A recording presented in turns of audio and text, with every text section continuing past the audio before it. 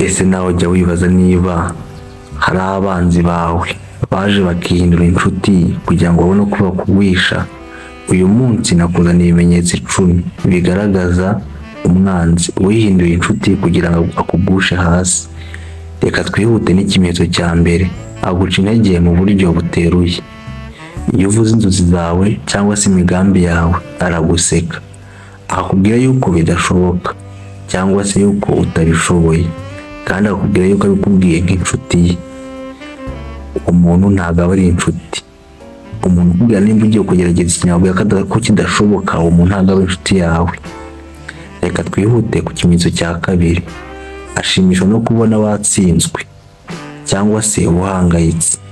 Iyo uhangayitse ukamubwira ko ufite ikibazo, ukamubwira n'icyo ari cyo, arakomeza akabitindaho, agakomeza akubwira amagambo atuma uhora ukibuka kugira ngo ukomeze uhangayike.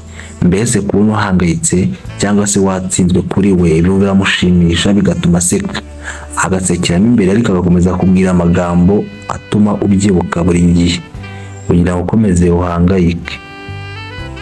Reka twihute n'ikimenyetso cya gatatu. Arakwigana mu byo ukora kandi agahora akwigereranyaho.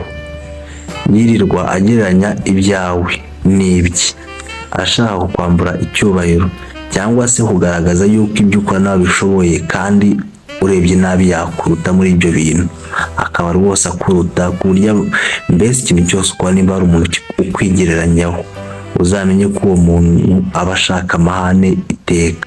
Uwo muntu ntabwo aba inshuti, ahubwo aba ari umwanzi wawe. Reka twikomereze n'impamvu ya 4. Aba ashaka guharabika izina ryawe, ariko akabikora mu kukugira inama. Ashobora kuguca intege cyangwa se kugusebya, ariko akabipfundikira mu ijambo ngo njye ndabikubwiye nk'inshuti yawe. Ubwo urumva uwo muntu niba ashaka guharabika izina ryawe cyangwa kugusebya, ariko abikora kukugira inama. Hari umuntu ukugira inama, akugira inama mbi, wenda akugira inama yo gutandukana n'abantu ngo ntabwo bawukunda cyangwa se ntabwo uyuta, nyamara ni ukugira ngo mushwane ahubwo abone icyuho, ariko akabikora akubwira ngo njye mbikubwiye nk'inshuti yawe. Uwo muntu ntabwo aba ari mwiza, nawe ubwe uzamukore ubushakashatsi kugira ngo umenye neza nimba ari inshuti yawe.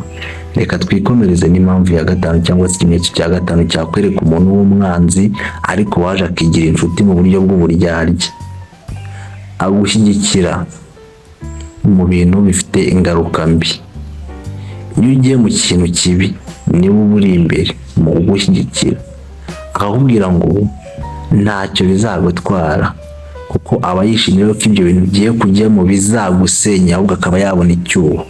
Niba ufite inshuti zikaba zigushyigikira buri gihe mu gukora ikintu kibi, uzamenye ko izo ngizo atari inshuti, ahubwo muzarangira mwese murohamye cyangwa se bakakuroha wenyine.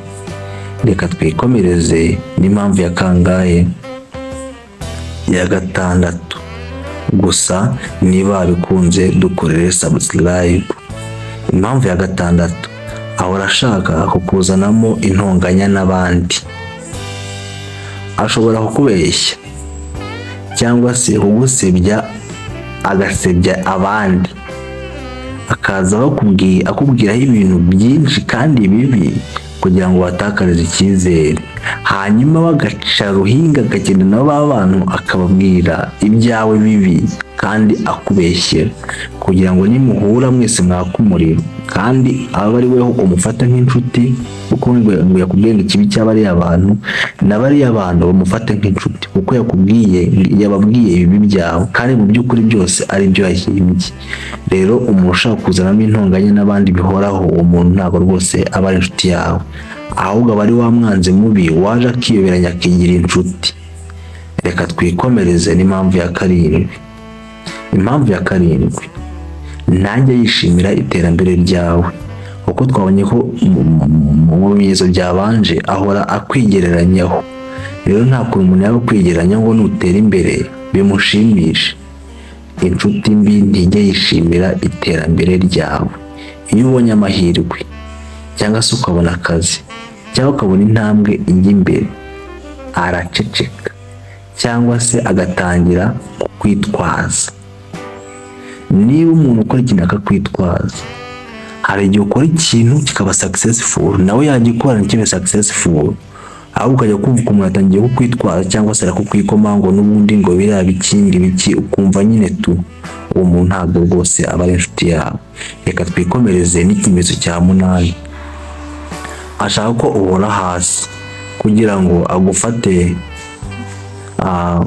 nk'umugabo cyangwa se nk'umugore mutoya, aho kukuzamura ahora kwigisha nk'aho uri munsi ye, kuko aba ashaka yuko uguma munsi ye.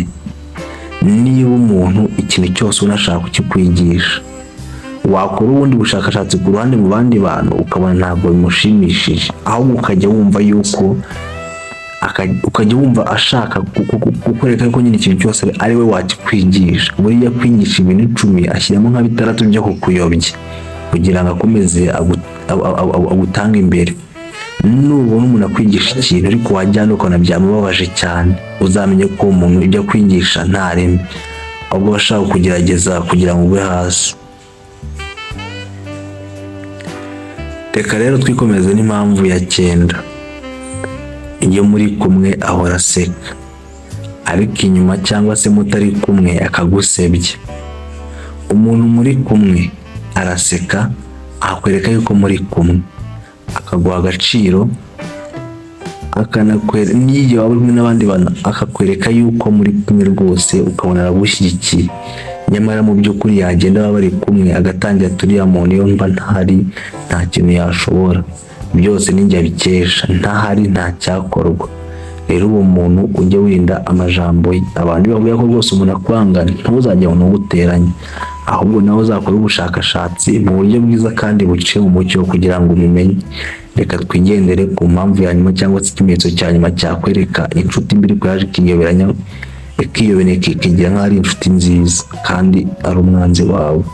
Ahora akwigisha kwanga abandi bantu, nta kwigisha urukundo, ubwiyunge cyangwa se icyizere, ahubwo ahora kwigisha urwango, kubika inzika no gushidikanya buri wese.